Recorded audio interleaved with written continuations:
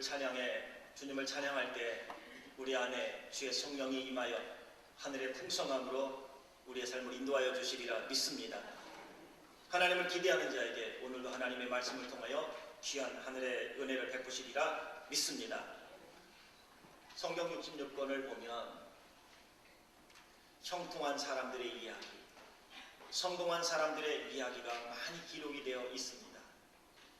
동시에 실패한 사람들의 이야기도 제법 많이 기록되어 있습니다. 칭찬받은 사람들의 이야기가 참 많습니다. 우리의 가슴을 따뜻하게 하는 이야기들이 참 많습니다. 동시에 하나님께 책망받은 사람들의 이야기도 많이 기록되어 있습니다. 우리를 흥분시키게 만드는 하나님의 축복의 말씀이 많이 기록되어 있습니다. 반면 우리를 두렵게 만드는 저주의 말씀도 많이 기록되어 있다는 것 아십니까? 형통하고 성공하고 칭찬받고 축복받은 이야기를 기록한 목적 왠지 아시겠지요? 그것은 형통의 방정식, 칭찬의 방정식, 승리의 방정식, 축복의 방정식이 무엇인지 우리에게 가르쳐 주심으로 우리의 삶 속에 동일하게 그렇게 방정식에만 대입하면 해답이 나오니 그 해답이 성공이요, 승리요, 축복이요, 그것이 칭찬이라는 것을 가르쳐 주시기 위해 기록해 놓으셨다는 사실입니다. 그렇다면 왜 그리 많은 실패에 관한 이야기를, 책망에 관한 말씀을, 저주에 관한 이야기를 성경은 많이 기록하고 있을까요? 그것은 실패와 책망과 저주의 방정식을 가르쳐 주심으로 해서 우리의 삶 속에 이렇게 대입하면 마지막은 이러한 결과가 남는다는 것을 보여주심으로 그 길을 피해가라고 우리에게 그러한 이야기를 기록해 주셨다는 것입니다. 그렇다면 형통과 실패, 성공과 실패, 칭찬과 책망, 축복과 저주 나누어지는 기준은 무엇일까요? 이야기는 복잡하지만 그 기준은 아주 심플합니다. 아주 간단합니다. 그것은 하나님의 말씀에 대한 순종입니다. 그것은 순종과 불순종으로 나눠집니다. 순종이란 하나님을 따라가는 것을 의미하고 불순종이란 내 자신을 의지하고 가는 것입니다. 순종이란 하나님의 말씀 따라가는 것이라면 불순종이란 내 생각을 따라가는 것을 의미합니다. 성경에 나와 있는 승리자들의 모습을 보면, 하나님께 축복을 받고 칭찬받고 인정받는 사람들의 모습을 보면 그들은 모두가 바보 같아서가 아니라, 아는 게 없어서가 아니라, 능력이 없어서가 아니라 나보다 더 크신 그 하나님의 말씀이기에, 하나님이 말씀하셨기에 그냥 순종했던 사람들이었다는 것입니다. 놀라운 기적의 경험자들을 보고 놀라운 기적을 경험한 많은 질병을 고침받은 사람들의 이야기를 보아도 딱 하나였습니다. 말씀대로 순종하겠습니다. 그럴 때 놀라운 역사와 기적이 나타났다는 것입니다. 하나님이 우리가 필요해서 그분이 우리를 부르시는 것을 일컬어 우리는 소명이다 이렇게 말합니다. 소명. 그분이 우리를 부르시는 것입니다. 부르시는 이유는 딱 하나입니다. 그분이 우리를 부르시는 목적은 딱 하나입니다. 그것은 사명을 주시기 위해서입니다. 소명을 콜링이라고 부른다면 사명은 미션이라고 하는 것입니다. 우리가 무엇인가 일을 시키려고 우리를 필요해서 하나님이 우리를 부르시고 그 부르심에 순종한 사람들은 모두가 승리자가 되었고 형통자가 되었고 그들은 모두가 하나님께 칭찬을 받고 축복된 삶을 살았다는 공통점이 있다는 것입니다.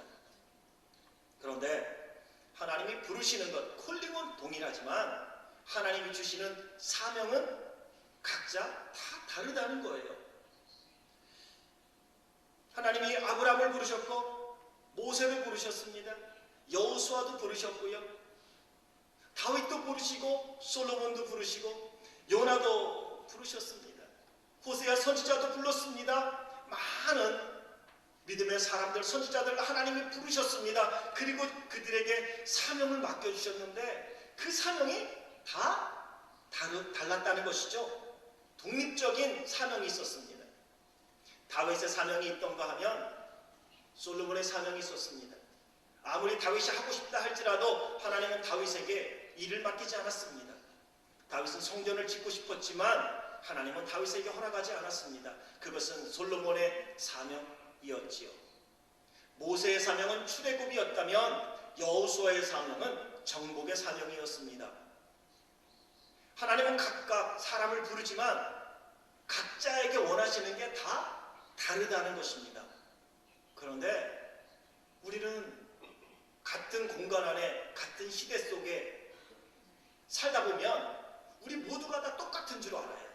그래서 비교라는 것은 왜 나오냐면 너와 나와 똑같다고 생각하기 때문에 비교라는 게 나오는 거예요. 5달란트 받은 자와 2달란트 받은 자는 비교할 수 있는 게 아닙니다. 하나님도 마지막에는 5달란트 준 자에게는 많이 달라 할 것이고 2달란트 준 자에게는 조금 달라 한다고 말씀하셨습니다. 그 얘기는 어떤 모습으로 우리가 땅에 살아가는지 모릅니다. 태어날 때부터 이미 결정되어서 살아가는 삶의 모습이 있는가 하면 우리가 살아가면서 우리의 결정으로 인하여 새로운 모습으로 살아가는 이들도 있습니다. 2달란트인지 5달란트인지 한 달란트인지 우리가 어떻게 합니까? 근데 우리는 그 1달란트냐 2달란트냐 5달란트를 어떻게 판단하냐 하면 얼마나 그 사람이 많은 재물을 가졌느냐로 판단하는 경향이 많습니다. 1달란트, 2달란트, 5달란트를 판단하는 걸 그 사람이 얼마나 많이 배웠느냐 그것을 가지고 판단하는 경우가 많습니다. 많이 갖고 많이 배운 게 하나님이 많이 주시고 많이 배우게 하셔서 많이 배웠습니까? 동일한 환경 속에서도 어떤 이는 배울 수 있는 환경을 줘버리는 사람도 있지만 어떤 사람은 배울 수 없는 환경 속에서도 힘을 다해 배운 사람도 있습니다. 동일한 환경 속에서도 자수성가한 사람들은 무엇으로 이야기하겠습니까? 오늘 우리는 하나님이 나를 위하여 이 땅에 예수님을 보내시고 나를 구원하여 하나님의 자녀가 되게 하신 그 이유를 하나님 앞에서 찾아가야 합니다. 그리고 나를 부르신 그분이 나에게 무엇을 맡겨주셨는지는 그분 앞에서 내가 찾아가야 합니다. 우리는 남들과 동일하게 하려고 하다가 실패하는 거예요. 남들과 똑같이 살려다가 힘들어하는 거예요. 그래서 우리는 그런 말 하잖아요. 뱁새가 황새 따라가려다가 가랑이 찢어진다. 그게 뭔데요? 오늘 나의 삶, 나에게 주어진 시간 안에서 내가 최선을 다해 살아가면 되는 것이지 누구와 비교하며 따라가다가 내 자리도 잊어버리는 것입니다. 운동을 할 때 중요한 것은 페이스입니다. 수영을 하는 선수가 페이스를 놓치면 아무리 실력이 있다 할지라도 500m, 1000m 여러분 수영에서 갔다 오지만 등수 안에 들기가 어렵습니다. 옆에 있는 친구가 초반에 막 달려간다고 나도 달려가 보세요. 처음에는 1등 하는 것 같지만 마지막 들어올 때는 등수 외로 들어오게 되어 있습니다. 오늘 하나님이 저나 여러분 우리를 부르신 건 동일하지만 부르시고 사명을 맡겨주신 건 다르다는 사실을 기억합니다. 오늘 본문에 나오는 사무엘 똑같습니다. 하나님이 부르셨습니다. 그리고 사무엘에게 그의 독립적인 사명을 맡겨주셨습니다. 그런데 오늘 우리가 본문을 읽지만 하나님이 이러셔도 되나? 라는 생각을 의문을 가지면서 본문을 볼 수밖에 없습니다. 사무엘은 마지막 사사라고 부릅니다. 그리고 그는 제사장이었습니다. 그리고 그는 첫 번째 선지자라고 부르는 것입니다. 그만큼 하나님이 이 사무엘을 그렇게 부르셨고 그 사명을 주셨기 때문에 우리는 그렇게 부릅니다. 그가 하던 일이 그거였습니다. 오늘 본문에서 하나님이 어린 사무엘을 부르는 이 장면을 통해서 지금도 우리를 부르시고 우리에게 사명을 맡겨주시는 그 하나님의 음성을 듣고 나의 사명이 무엇인지 사무엘의 사명과 비교하며 깨달을 수 있는 귀한 은혜의 시간이 되길 주의 이름으로 축원합니다. 하나님이 사무엘을 부르는 장면은 이렇게 시작됩니다. 어느 날 사무엘이 성전에서 자고 있었습니다. 사실 사무엘의 어머니 한나가 사무엘을 제사장 엘리에게 맡겼습니다. 그래서 어려서부터 젖을 띈 이후부터 사무엘은 성전에서 자랐습니다. 그날도 영락없이 성전에서 자고 있는데 누군가 사무엘을 부릅니다. 비몽사몽이었겠죠? 사무엘아. 긴장한 사무엘이 벌떡 일어나 엘리 제사장에게 찾아갑니다. 제사장님, 부르셨습니까? 안 울었어. 내가 널 왜 불러? 빨리 들어가 자. 네, 알겠습니다. 잠이 들을만 했는데 또 음성이 들립니다. 사무엘아. 자다가 벌떡 일어납니다. 엘리 제사장님, 찾으셨습니까? 사무엘 와 있습니다. 아니야, 내가 너 안 불렀어. 어서 들어가 자. 잠에 딱 드는데 한 번 더 부릅니다. 사무엘아. 깜짝 놀라서 다시 찾아갑니다. 제사장님, 저 부르셨어요. 아니라니까. 오늘 밤에 왜 이렇게 잠을 못 자냐? 하는 순간 엘리 제사장 뇌리 속에 무엇인가 스쳐 지나가는 생각이 들었습니다. 아, 이것은 하나님이 사무엘을 부르는 소리구나. 잠깐 들어오거라. 예, 한 번 더 네 이름을 부르거든 그것은 여호와 하나님이 부르는 것이니 너는 이렇게 하거라. 그러며 하나님께 응답하는 방법을 가르쳐 줍니다. 여호와여 말씀하옵소서. 주의 종이 듣겠나이다. 아니나 다를까 사무엘이 가서 누워서 잠을 자려고 할 때 하나님이 사무엘을 부릅니다. 사무엘아, 사무엘아. 그때 사무엘은 엘리 제사장이 가르쳐준 대로 말씀하옵소서. 주의 종이 듣겠나이다. 이렇게 이야기를 합니다. 오늘 본문은 하나님이 왜 사무엘을 부르셨는지, 다시 말하면 오늘 본문은 사무엘의 사명을 기록하고 있는 거예요. 하나님이 부르시고 왜 부르셨는지 그 목적이 무엇인지를 기록하고 있는 것입니다. 하나님이 사무엘을 부르신 그 이유는 이런 거예요. 엘리 제사장의 두 아들 홈리와 비느하스가 있는데 그것들이 저주를 자청했다. 그런데 그 아버지 제사장이라는 엘리가 그 자녀들을 멈추지 못했고 그들을 교훈하지 못했고 그냥 저주를 자청한 저들의 모습을 그대로 내버려 두었다. 금하지 않았다. 그래서 내가 엘리 가문에 저주를 내릴 것이라. 단호하게 이렇게 말씀하세요. 엘리 집의 죄악은 재물이나 예물로나 영영이 속함을 얻지 못하리라. 근데 여러분, 그냥 하나님이 사무엘에게 이야기했으니까 넘어갈 수 있지만 우리는 이런 질문을 꼭 한번 할 수 있어야 할 것입니다. 왜 하나님은 제사장인 엘리를 직접 불러서 말씀하면 될 것을, 어찌 보면 그 내용을 가만히 보면 식구금이에요. 좀 폭력적이에요. 잔인합니다. 어린아이가 듣기에는 언어가 너무 독해요. 잘못하면 쓰러질 수도 있는 가혹한 말씀 아니겠습니까? 자기가 섬기고 있는 제사장 엘리 집안에 내린 저주라는 거예요. 어린 사무엘이에요. 하나님은 어린 사무엘에게 이렇게 말씀하실 필요가 있었겠냐는 거예요. 그냥 놔두지 아니면 엘리 제사장을 부르면 될 거 아니에요. 생각해 보세요. 어른에게 이야기할 때면 직접 대고 이야기하면 좋을걸 애들을 시켜서 이야기하는 거예요. 그죠? 이게 지금 왜 하나님은 사무엘에게 이런 말씀을 주실까요? 이것은 뜻이 있습니다. 앞으로 사무엘이 제사장으로서, 마지막 사사로서, 첫 번째 선지자로서 어떠한 사명을 감당해야 되는지 직접적으로 암시해주는 사명 선언서와 같은 말씀이라는 것입니다. 우리 같으면 나이가 든 사람을 택하든지 직접 부르든지 그 아들들 찾아가면 될 건데 하나님은 이 사무엘을 부르시면서 그에게 이런 사명을 줍니다. 어린애에게 맞는 사명을 주어야지요 라고 이야기하겠죠. 그렇죠? 내 형편을 좀 아셔야지요. 하나님 알면서 그렇게 말씀하십니까? 내 감정을 아시잖아요. 내 상황을 아시잖아요. 남들 눈에는 보이지 않는데 왜 자꾸 내 눈에는 보게 하시죠? 안 보이면 될 텐데. 이상해요.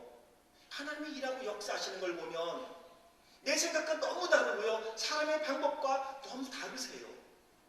좀 더 능력 있는 사람, 좀 더 돈이 많은 사람, 좀 더 건강한 사람, 좀 더 탤런트가 많은 사람을 부르시면 좋겠는데 늘 하나님께서 말씀으로 찾아오시고 깨닫게 하시고 사명 주시는 것을 보면 늘 연약한 자들을 불러 저들로 하여금 순종하게 하고 저들로 하여금 주의 일을 감당하게 하신다는 사실입니다. 저도 말씀드렸죠. 저도 하나님이 응답할 때 저는 기도하면서 그랬거든요. 둘째 형님 되는 목사님 돈 많이 벌 때 하나님 내가 돈이 필요합니다. 나에게 돈을 주세요. 기도하면서 하나님이 둘째 형님의 마음을 움직이길 원했어요. 그래서 그분들로 하여금 내 필요한 돈을 채워주길 원했어요. 그런데 하나님은 거기다 말씀 안 하셨어요. 매형을 잃고 남편을 잃고 두 자녀를 키우고 있는 힘들게 살아가는 둘째 누님한테 기도하는 가운데 비몽사몽간에 찾아가서 얘야 네가 그 돈 좀 해줘라. 돈을 받으면서도 감격이 있지만 미안했다고요. 말씀드렸죠? 오늘 하나님은 내가 원하는 방법이 아니란 말이에요. 하나님은 늘 그렇게 하나님의 필요한 사람들을 부르고 하나님의 기준에 맞는 사람들을 불러 사명을 맡겨주신다는 것입니다. 하나님이 택하시는 기준이 다르고 하나님이 우리를 부르시고 맡겨주는 사명이 다르다는 것을 지금 보여주고 있는 것입니다. 이어지는 말씀에 그 다음날 엘리가 묻지 않습니까? 사무엘아 너 하나도 거짓말 시키지 말고 하나님이 뭐라고 말씀하셨는지 나에게 이야기하거라. 어린 사무엘이 이 이야기를 한다는 게 얼마나 떨렸겠습니까? 두려웠겠습니까? 저주에 가는 말입니다. 어린아이에게도 우리는 주님의 음성을 들어야 할 줄 그래서 알아야 하는 것입니다. 자녀들에게서도 배우자에게서 친구에게서 이웃에게서 우리는 주님의 음성을 들어야 하는 것입니다. 나보다 연약한 사람을 통해서라도 그분의 음성을 들어야 합니다. 능력 있는 사람에게서만이 아니라 하나님은 오늘 하나님이 원하는 사람을 불러서 그 일을 맡겨주시는데 왜냐고 부를 수 없고 우리는 불러주셨으니 감사합니다 하며 순종하는 길이 믿음의 사람으로 하나님의 사람으로 승리하며 멋지게 살아가는 지름길인 줄 믿습니다. 그러기에 우리는 언제나 사람의 언어가 아니라 하늘의 언어, 사람의 언어가 아니라 하나님의 언어로, 육적인 언어가 아니라 영적인 언어로 우리의 삶을 통하여 이루길 원하는 그분의 삶 앞에 헌신으로 나아가야 하는 것입니다. 여기서 우리가 주목해야 될 것이 있습니다. 하나님께서 필요해서 사람을 부르셨는데 그 부른 사람들을 보면 완벽한 사람들이 별로 없다는 거예요. 대부분 다 연약한 사람들이었어요. 그런데 그 사람들의 특징은 순종하는 사람들이었다는 것입니다. 부족한 사람들을 부르셨습니다. 왜 불렀는지 몰라요. 하지만 하나님은 그들을 부르시고 그 부르심에 후회하심이 없다고 말씀하신 처럼 부르신 다음에 저들이 순종할 때에 하나님은 고쳐 쓰셨어요. 하나님은 치유해서 쓰셨어요. 회복시키셔서 쓰셨어요. 변화시켜서 쓰셨습니다. 오늘 하나님이 부르심 앞에 우리는 왜 부르셨는지 그리고 그 부르심 앞에 우리는 믿음으로 순종할 각오를 갖고 하나님 앞에 여쭙는 것입니다. 말씀하옵소서 주의 종이 듣겠나이다. 지난주에 말씀을 나눴던 모세 하나님이 부르시지 않았습니까? 이스라엘 백성들의 억압과 학대와 고통으로부터 저들을 구원해 인도해 내라고 사명을 주셨습니다. 가고 싶지 않다고 하는 모세 끝까지 설득시켜서 보냅니다. 생각해보면요, 하나님이 못하실 일이 뭐가 있겠습니까? 돌로도 아브라함의 자손이 되게 하실 수 있다고 하셨습니다. 그분이 모세가 아니면 안 되겠습니까? 근데 우리는 왜라고 물을 수는 없지만 하나님이 부르시는 모습을 보면 그분이 필요해서 부르셨기에 우리는 순종할 것밖에 없다는 걸 모세를 통해 보게 됩니다. 지금 애굽 땅에 모세보다 훨씬 그 상황을 잘 알고 있는 사람 있지 않겠습니까? 모세보다 더 간절하게 애굽의 억압으로부터 이스라엘 백성을 구원해 보고 싶은 열정을 가진 사람이 있지 않았겠습니까? 하나님께 저들의 고통이, 저들의 부르짖음이 상달된 것 보면 거기는 민족주의자가 있었을 거라고요. 애국주의자도 있을 거라고요.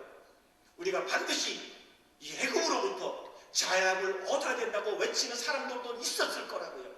그런데 하나님은 그 사람을 택하지 아니하시고 모세를 택했어요. 가기 싫다고 하는 사람. 애국 실정 몰라도 괜찮다고 그래요.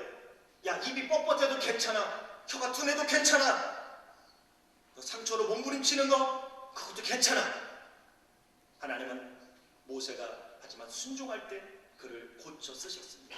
순종했을 때 멋진 사람으로 만들어 주셨습니다. 순종했을 때 저를 능력자로 세워 주셨습니다.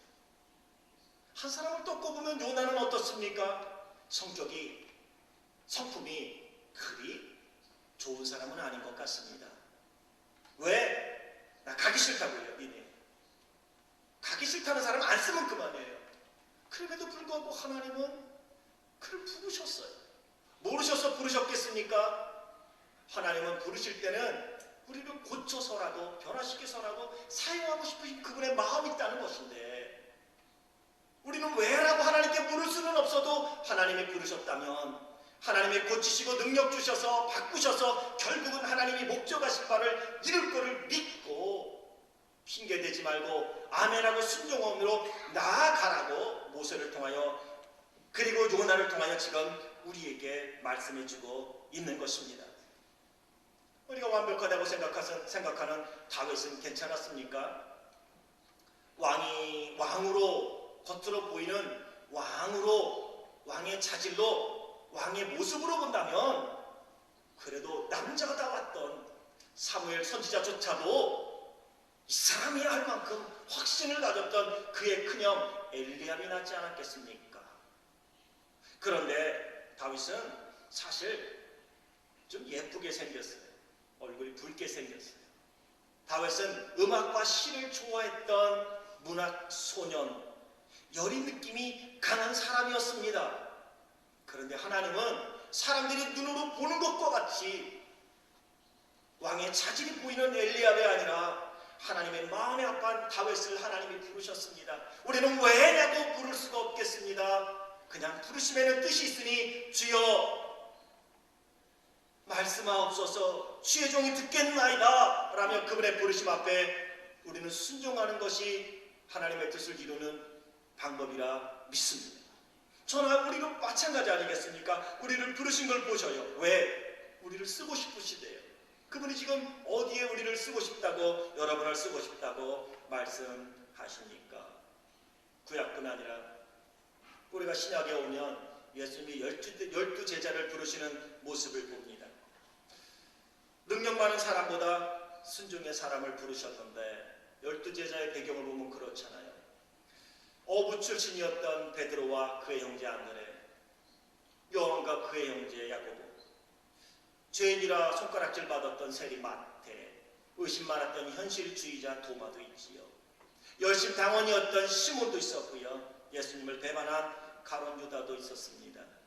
그 외에 출신지나 배경 그렇게 잘 알려지지 않은 제자들, 주님은 그분들을 부르셨고 그분들에게 사명을 맡겨주셨습니다. 그들이 순종했을 때 그들은 놀라운 하나님의 역사를 이루고 예수님이 말씀하셨던 성령을 받은 이후 예루살렘과 온 유대와 사마리아와 땅끝까지 이르러 예수님의 증인의 삶을 충성되게 살았다는 사실입니다. 왜라고 우리는 부를 수가 없겠습니다. 왜라고 부를 수가 없겠습니다. 왜냐하면 저나 여러분 우리를 부르심을 보아도 단 하나 해답이 있다면 그분이 우리를 사랑하시기 때문이다. 그분의 은혜로다라고 고백할 수밖에 없기에 오늘 우리를 부르신 그 이유가 무엇이냐고 우리는 물어가며 그분 앞에 응답해야 하리라 믿습니다. 사도 바울은 고린도전서 1장 26절에 이렇게 설명을 합니다. 형제들아, 너희를 부르심을 보라. 육체를 따라 지혜 있는 자가 많지 아니하며 능한 자가 많지 아니하며 문벌 좋은 자가 많지 아니하다. 그런데 바울은 이어지는 말씀에 반전이 있음을 말씀합니다. 하나님이 왜 육체로 따라 지혜가 많지 않은 사람을 부르고 능한 자가 많지 않은 사람을 부르고 문벌이 좋지 않은 사람들을 더 많이 부르셨느냐? 그 이유가 고린도전서 1장 27절과 29절에 이어서 이렇게 말씀을 합니다. 하나님께서 세상에 미련한 것들을 택하사 지혜 있는 자들을 부끄럽게 하시려고 세상에 약한 것들을 택하사 강한 것들을 부끄럽게 하시며 하나님께서 세상에 천한 것들과 멸시받는 것들과 없는 것들을 택하사 있는 것들을 패하시려고 하시나니 이는 아무 육체라도 하나님 앞에서 자랑치 못하게 하려 하십니다. 그래서 하나님의 전하 여러분 우리를 부르신 것입니다. 연약한 사람들을 부르신 것입니다. 약한 자들을 부르신 것입니다. 소외된 자들을 부르신 것입니다. 지금도 하나님은 동일하게 전하 여러분 우리를 부르고 계십니다. 그리고 그 하나님은 여러분의 재능을 필요로 하고 계십니다. 그 하나님은 여러분의 지혜가 필요하다고 말씀하십니다. 그 하나님은 여러분의 시간이 필요하다고 말씀하십니다. 그 하나님은 여러분의 열정이 필요하다고 지금 말씀하십니다. 그리고 어떤 사람은 개줘도 물어가지 않겠어 라는 성격, 하나님은 그 성격을 지금 필요하다고 말씀하세요. 버릴 게 없는 것입니다. 하나님 손에 붙들린 바가 되면 하나님이 고쳐서 그 성격이 더 멋있는 삶으로 나아가게 하시는 줄 믿습니다. 베드로 성격이 좋아서 불렀습니까? 언제나 큰 목소리 내고 잘난 척하고 싶고 앞서기를 원하고 남들보다 위에 있다고 자랑하고 싶고 허풍대기 좋아했던 그 성격 아니겠습니까? 욱하는 성격이지만 예수님이 원했어요. 그러기에 그는 성령을 받고 변화되었을 때 다른 제자들보다 더 강력하게 더 열정적으로 복음을 전했습니다. 마지막 죽을 때도 성격답게 죽었어요. 거꾸로는 십자가 짊어지며 내가 주님을 따라간다는 게 이것 갖고는 안 된다고 순교의 잔을 마셨다는 것 아십니까? 사람들이 보기에는 아니랄지라도 하나님이 붙잡으시면 하나님이 고치십니다. 하나님이 변화시키십니다. 하나님이 회복시키십니다. 그리고 하나님이 사용하시는 줄 믿습니다. 그래서 하나님은 여러분의 경험을 필요로 하고 있는 것입니다. 그 경험에는 좋은 경험도 있지만 하나님은 여러분의 실패를 사용하고 싶어 하십니다. 하나님은 여러분의 아픔이 필요하다고 말씀하고 있습니다. 하나님은 여러분의 고통이 필요하다고 지금 말씀하고 있습니다. 하나님이 여러분의 약함을 필요하다고 말씀하고 있는 것입니다. 하나님은 지식 있고 문벌 좋은 사람이 아니라 나 몰라요 하는 사람, 그 몰라요를 필요로 하고 있다는 거예요. 그런데 중요한 것은 그 몰라요를 하나님 앞에 드리고 하나님이 만지실 때 거기에 능력이 나타난다는 거예요. 나 몰라요 하고 뒤쳐져 있으면 거기는 아무런 능력이 나타나지 않습니다. 하지만 이 연약함들을 하나님 앞에 내려놓으면 하나님이 만지실 것입니다. 회복시키실 것입니다. 능력을 함께 하실 것입니다. 약함을 사용하실 것입니다. 그래서 강한 자를 부끄럽게 하실 것입니다. 문벌 좋은 자를 부끄럽게 하실 것입니다. 학식이 많은 자들을 부끄럽게 하실 것입니다. 그래서 하나님이 부르셨다는 것입니다. 사무엘 어린 아이를 부르신 이유가 어디 있습니까? 우리는 잘 몰라요. 왜라고 부를 수도 없겠지요. 하나님이 필요해서 부르셨다. 그리고 하나님은 사명을 맡겨주셨고 사무엘은 어려서부터 그 사명 앞에 순종으로 나아갔다는 사실입니다. 능력 있는 사람을 불러 사용하면 별로 표시가 안 날 거예요. 끝나고 나면 내가 했다고 할지 모르니까. 그래서 하나님은 능력이 아니라 약한 자를 사용하시는 거예요. 그리고 약한 자가 하나님의 큰 일을 이룬 다음에 뭐라고 고백해요? 하나님이 하셨습니다. 하나님의 은혜로 내가 감당할 수 있었습니다. 하나님은 그걸 원하는 거예요. 그래서 저는 여러분 우리 연약한 자들을 부르셨고 어린 사무엘을 부른 거예요. 사무엘이 말하니 거짓말이 아니잖아요. 머리가 있고 생각이 있는 사람이라면 나이가 있는 사람을 하나님이 불러서 야 너 엘리에게 이야기하라 그러면 어쩌면 엘리는 안 믿었을지 몰라요. 아십니까? 왜요? 모든 사람이 다 알고 있는 거예요. 엘리 제사장의 두 아들이 얼마나 나쁘게 구는지. 그지요? 성전에서 섬기면서 자기 멋대로 어떻게 하나님을 섬기는지 남들이 다 알고 있어요. 하나님이 말씀하지 않아도 이야기하고 싶어진 게 있다고요. 엘리 제사장이요, 늙으려면 곱게 늙어요. 당신 자식 좀 잘 좀 간수하고요 라고 이야기하고 싶은 마음이 있지 않았겠습니까? 나이 같은 사람을 불렀으면 그 이야기를 엘리 제사장에게 이야기했다면 어쩌면 엘리 제사장이 뒤집어졌을지 몰라요. 그런데 어린 사무엘이었기에, 그리고 엘리 옆에 있는 사무엘이었기에 하나님이 뭐라고 말씀하시더냐 그 이야기를 했을 때 엘리는 그대로 그 말씀을 들었습니다. 오늘 하나님 우리를 부르신 데는 그만한 이유가 있습니다. 그리고 순종하기를 원하시는 것은 그만한 목적이 있으신 것입니다. 우리가 하나님 앞에 응답하면 그분이 쓰십니다. 어떤 모습일지 모르지만 오늘 엘리처럼, 오늘 사무엘처럼 이렇게 해야 할 것입니다. 한번 따라하겠습니다. 여호와여 말씀하옵소서. 주의 종이 듣겠나이다. 사순절 기간에 그러한 주의 음성을 듣길 주의 이름으로 축원합니다. 그 주님의 부르시는 음성을 들으실 수 있길 주의 이름으로 축원합니다. 옆에 있는 분에게 한번 인사하겠습니다. 하나님이 부르시네요. 하나님이 부르시네요. 한 번 더 합시다. 하나님이 부르시네요. 문제가 하나 있습니다. 문제가 하나 있습니다. 우리가 넘어가야 될 산입니다. 하나님이 부르시는데 부르시는 음성을 듣지 못한다는 겁니다. 하나님이 부르시네요. 지금 속으로 짜증난 사람이 있어요. 아, 이거 목사 시킨다고 다 해. 이런 사람이 있어요. 어떻게 하냐고요? 저도 옛날에 그래봤기 때문이에요. 왜냐하면요, 우리는 하나님의 음성을 안 듣기로 작정을 하고 앉아있어요. 내가 듣고 싶은 것만 하나님의 음성이라고 우리는 듣는 경향이 있어요. 나에게 칭찬하는 소리는 하나님의 음성이요, 나를 받아오는 소리는 하나님의 음성이 아닐 거라고 생각하며 살아가는 경향이 있습니다. 그걸 보고 우리는 죄성이다 라고 부르는 거예요. 하나님이 부르는 음성이라고 생각하지 않는 것이죠. 때로는 알매도 불구하고 내 양심으로는 이게 하나님의 음성이지 라고 하면서 외면하는 경우가 있다는 것입니다. 그런데 아십니까? 사명자의 길은요, 순교자의 길입니다. 계란이 깨지는 아픔이 없이는 병아리가 태어날 수 없습니다. 우리의 자아가 깨어지지 않냐고는 예수님을 잉태할 수 없습니다. 계란, 닭이 품습니다. 깨어날 때는 어미닭이 깨어줘야 하고 쪼아줘야 하고 안에 있는 닭이 그걸 보고 쪼아야 나올 수 있다고 이야기를 하대요. 어미닭이 알을 21일을 품었어요. 근데 깨어나지 못한 닭, 그걸 무슨 닭이라고 해요? 무슨 계란이라고 찾아봤어요. 그랬더니 곤계란이라고 부른대요. 고른 계란. 근데 그게 동남아시아에 가면 그게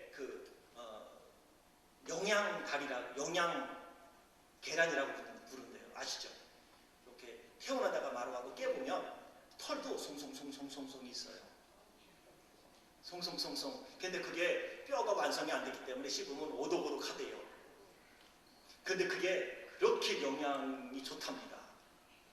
영양 좋다고 깨어나지 않겠습니까? 아니요. 닭은요, 알은요, 깨어나 부화해야 합니다. 내가 자아가 덜 깨지면 나만 괴로운 거예요. 내 안에서 두 가지 법이 계속 싸우니까. 하나는 하나님의 법이요, 하나는 육신의 법입니다. 사도 바울은 내 안에서 하나님의 법과 육신의 법이 계속 싸우니까 뭐라고 얘기해요? 아우, 내가 미쳐 죽겠네. 이 표현이 뭐예요? 오라 나는 공고한 사람이로다. 이 사망의 몸에서 누가 나를 건져내랴. 이게 뭐 무슨 말이냐면요, 내가 죽겠네. 진짜 속 터져 죽겠네. 왜요? 하나님의 법과 사람의 법이 싸우기 때문에. 내 자아가 깨져 하나님의 법이 이기도록 사도 바울처럼 하나님 앞에 내려놓을 때 예수 그리스도가 영광을 받으십니다. 그렇지 못하면 우리는 공계란이 되는 거예요. 하나님 주신 사명을 완수하지 못하고 죽여버리는 거예요. 하나님이 지금 말씀하시고 사명을 주셨는데 그 말씀 앞에 순종하지 못할 때 우리는 괴로워요. 사명이 그냥 죽어버리는 그 순간이 얼마나 괴로운지 아세요? 그럼 사도 바울처럼 그렇게 고백하는 거예요. 거기까지는 똑같지만 사도 바울은 뭐라고 고백해요? 나에게 승리를 주시는 예수 그리스도께 내가 감사하노라. 그리스도 이름을 붙잡고 나아갈 때 그분이 우리에게 승리를 주시리라 믿습니다. 성령께서 강한 감동을 주실 때 우리는 순종해야 합니다. 응답해야 합니다. 하나님은 환경을 통하여, 때로는 자녀를 통하여, 사람을 통하여, 재물을 통하여, 건강을 통하여 우리를 부르십니다. 사명을 주시려고. 사명은 매일매일의 사명이 다르고 인생의 사명이 다릅니다. 어떤 사건에 대한 사명이 다릅니다. 그 일을 위하여 나를 필요로 하시다는 것입니다. 올해 나를 필요로 하시는 하나님은 내년 나를 필요로 하시는 것이 또 다를 것입니다.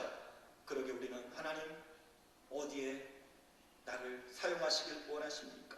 물어보며 사명을 여쭈면서 여호와여 말씀하옵소서. 주의 종이 듣겠나이다. 하나님 앞에 고백하며 나아가야 하리라 믿습니다.